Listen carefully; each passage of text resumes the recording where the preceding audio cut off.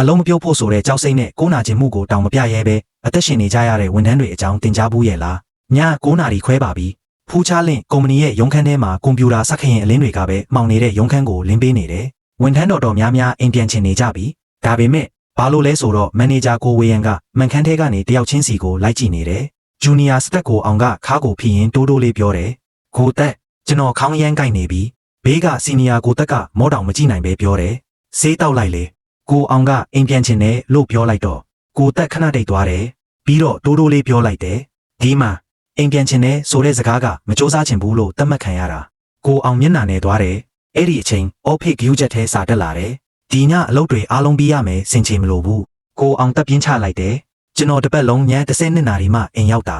အမေတောင်သားအလုပ်လုပ်နေတာလားအချင်းကြနေတာလားလို့မေးနေပြီကိုတက်မရေနိုင်ဘူးသူ့ဖုန်းထဲမှာတော့သားလေးပို့ထားတဲ့ voice message တစ်ခုမဖွင့်ရသေးပဲရှိနေတယ်ဖေး